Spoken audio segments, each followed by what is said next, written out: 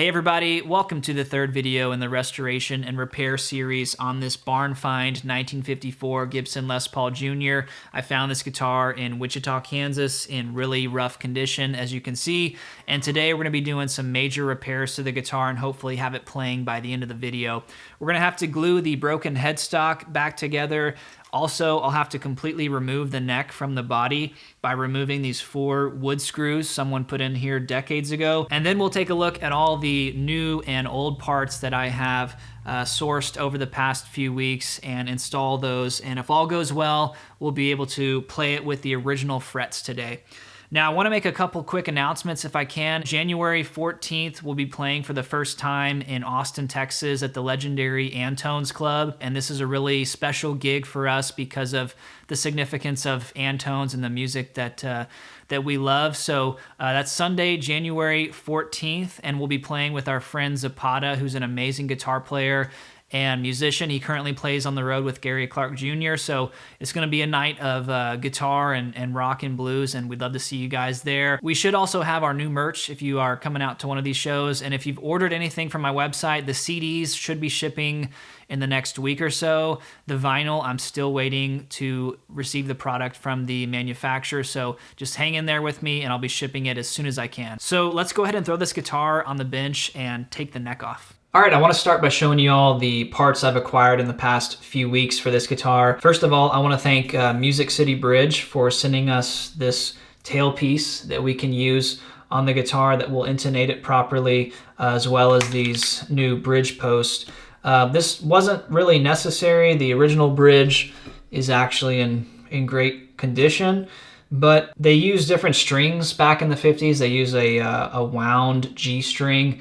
And so this just doesn't intonate very well, and that's what Music City has created, is a bridge that is just plug and play, except it will intonate modern day strings properly. I've also got the original no-line Kluson tuners here, and this is how they came on the guitar. The buttons are completely gone, so we're going to repair these and use the original tuners, and I've ordered these tuner buttons from StewMac that are kind of a cream color, and so we'll bend these shafts back into place and put these new tuner buttons on. And then thanks to my friend Tom for sending me these original 1954 Gibson Les Paul knobs. Thank you very much, Tom. I really appreciate it. These are the hard parts to find.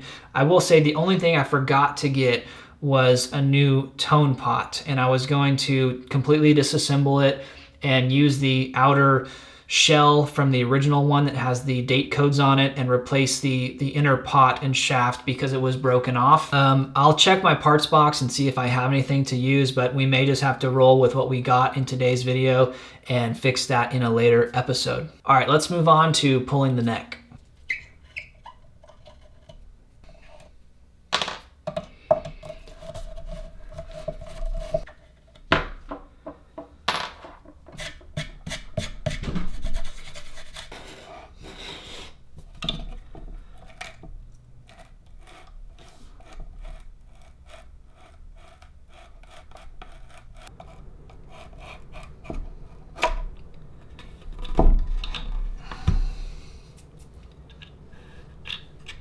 You can see where part of it split off right here, but honestly, I think I can possibly just leave that in place and clean these kind of splinters and stuff up a little bit, and this may fit back in place perfectly fine. And there's no shims or anything like that, so this should just go in, clamp together at the factory neck angle. So you can see, like on the side of the neck here, the lacquer originally was sprayed, and where the factory position is of the neck inside the body.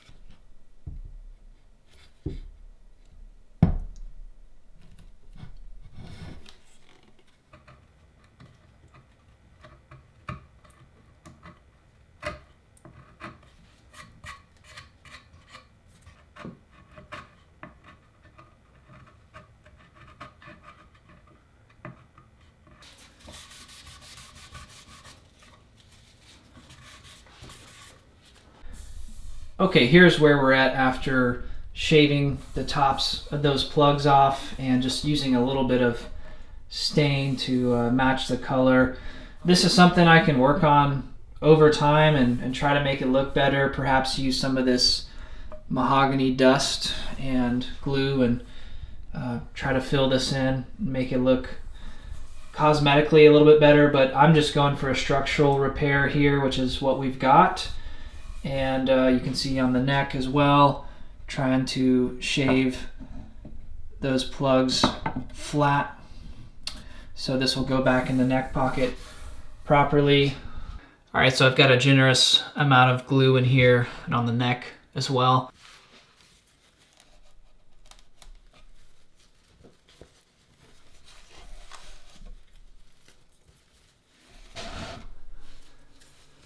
So I changed my clamping setup here just a little bit. I had this old Strat bridge block, which allowed me to get a low and high E string on the neck through a couple spare tuners on here. I just wanted to make sure there was, just a little bit of side-to-side movement in the neck. I have no doubt that it's sitting at the factory neck angle, but I just want to make sure it's not possibly, going side to side one way or the other. So as of right now, I've got the low E and high E on here. Looks totally acceptable. So I think we're going to go ahead and move on to these tuners and get them new tuner buttons installed.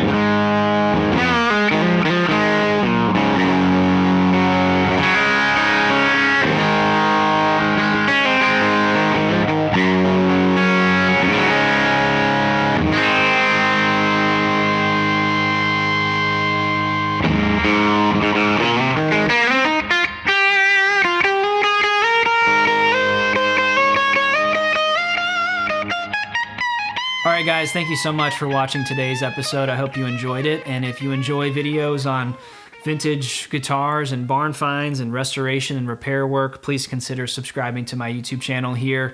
It's probably the best thing you can do to help support me making this content for you guys. You can also like and comment on this video and perhaps go check out some of my other series here on YouTube. I think this guitar sounds very good. I've had a number of juniors over the years. I still have a 1958 Les Paul Special that I love, but this guitar I think perhaps sounds the best out of any that I've ever had. I don't know what it is. It's hard to explain. This one does have the very early P90, 1954, and being the first year of the junior, it's got that different pickup placement here. I don't know if that, I mean, it probably does play a role, but this guitar can sound really mean, but it can also clean up with the volume pot, and I tried to show that a little bit in the demo there. It also has a lot of sustain, which is, to me, a quality of a really good guitar. So I very much like it. I think there's more work to do, though. I wanted to put it back together with the original frets so I could actually fret a note and play it.